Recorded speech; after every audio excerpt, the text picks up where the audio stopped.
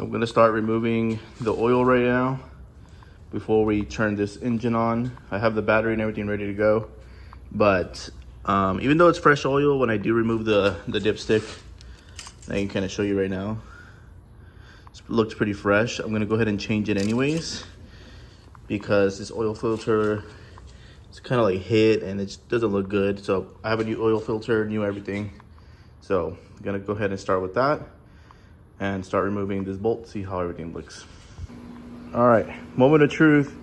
I got the battery, set it up, had to finish wiring the alternator wire here.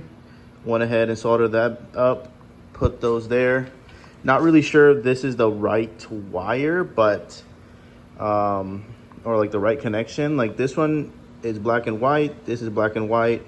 White and red, but this one, as you can see, something looks different about it. So I'm just gonna leave it like that. Hopefully it works. I set up the negative connections. Everything's ready to go. Positive connections have been ready to go. It was just the negative that I needed to work on. Right now I just have it to the starter, one to the starter and one to the body right now. I'm not sure if that's gonna work, but for now I'll go ahead and test that out. Everything's connected as far that everything is needed.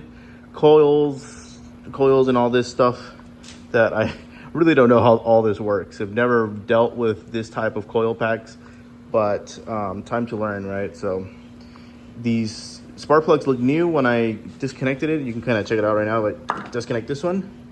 They look pretty clean, and I know if the owner said it runs, and so he probably checked it a little bit before I bought it. So let's go ahead and try to turn it on. So I'm gonna set you guys up and then we'll give it a first go and see what happens.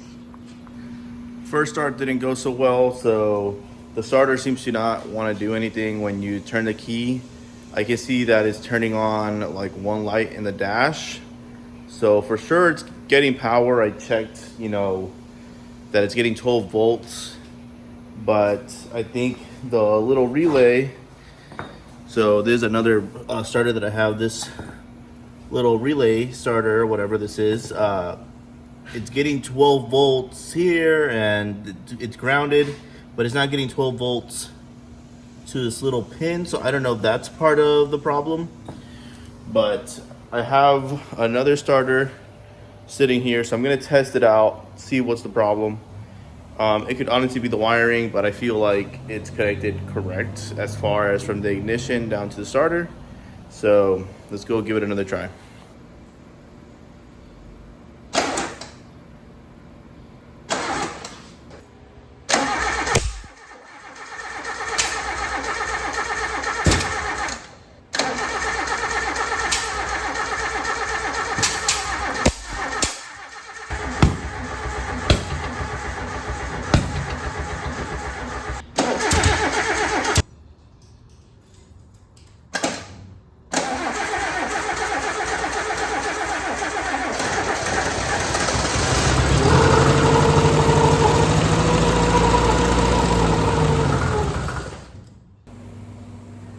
So let's go ahead and talk about how I got the Suzuki Samurai running from the first clip that you saw to the last clip, and starting with all the problems that I had.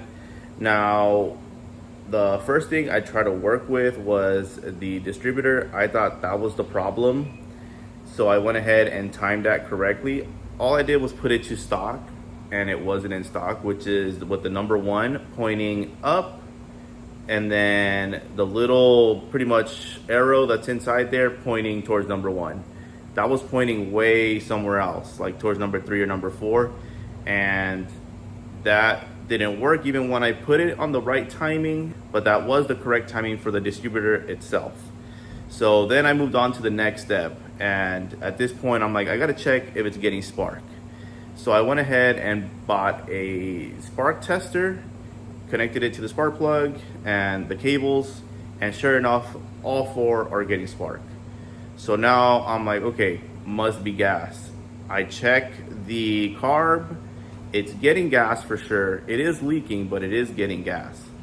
So at this point, I start thinking of what I could have done myself before I installed the engine. And so one thing I did remember was I moved the harmonic balancer or the crankshaft without the belt that goes all the way to the top to the camshafts. So I moved that to see if it rotated and had compression before it had the belt. So I pretty much put it out of whack. The timing was way off. So went back, put the timing right, and still didn't turn on, but it felt like it wanted to. So at this point I'm thinking like, okay, like something's going on. And so I take off the spark plugs. I see that there's no gas coming out of cylinder 1, 3, and 4. 2, gas is spraying out. So I'm like, okay, the valves are way too tight, I'm guessing, because there's no gas coming out of these other ones. So I go ahead and go look up on the forums, and pretty much when you time it, you have to release the valve like completely. Every single one, put them completely loose, and then time it, and then tighten them back up to the right specs or clearances, which I believe exhaust is 6 and intake might be 7. I could be wrong, so look that up on the forums or in the handbook for the Suzuki Samurai. But once I did that, boom, that's when it turned on. And also, when you're timing it and you're setting up the valves, remove the distributor all the way out and then put that back in with the right timing with the number 1 pointing towards the number 1, and I'll show you how I have it. But make sure that that's out before you do all the timing. Once the timing is done and you have it set up but hasn't turned on or anything, put that distributor back in, set it up, and then it'll get running. Because if that's still off, it might not turn on. So that could be another problem. Also check your coil, because that could be not working either. That's something that wasn't working for mine. Luckily I had a spare one, but also the wiring could be a problem. So let's go ahead and show you kind of everything that could be a problem that you can kind of fix yourself fairly easy. So let's go ahead and check that out. So let's go ahead and start with this, because this is obviously one of the problems. So this is the spare one that I have. So let's say it was like this, which if you look at it, a little bit tilted, but if you see, they're kind of in the right angle. So this point, you want to move this straight up this way, and then you see where that number 1 is at, is exactly where you want this pointing. So when you put it in, the gear's gonna wanna like push it this way. If it is, just push it more this way. And then when you slap it in, it'll move on its own and sit right on number 1. So just keep trying it and pulling it back and forth until it lands on number 1. And that's how I have it. And that's what it would look like in there if I were to take that off. Okay, so. Okay, next step. So this coil, don't know the name of it, but it's the coils, it makes the coils work. This was rusted inside, as you can see, and it wasn't working. Luckily I had a spare one, and that's how everything started getting power again. So that's another thing. Another thing obviously could be this, your distributor cap, distributor leads. All this can be a problem too, but honestly get a spark plug tester and just make sure that that's the best way to kind of find out. Next is your wiring. So when I did my wiring, I thought, you know, the black went to the black and the white went to the white, you know, and green to green, so on, together.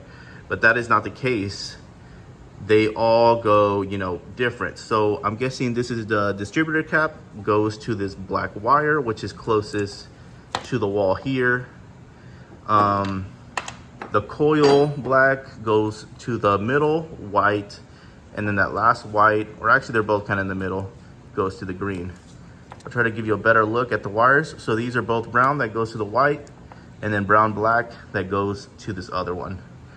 And I don't think the wiring, maybe it does make sense all around, but you know, just so you can be sure about that, because these are kind of like the main 3 that you have to worry about, and obviously the starter.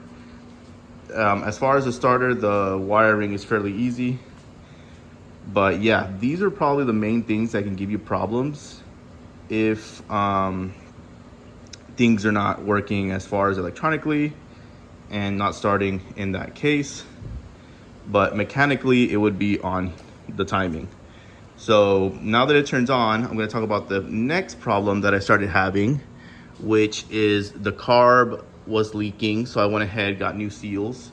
The seals I got just happened to not work, and now gas is not coming out, comes out sometimes.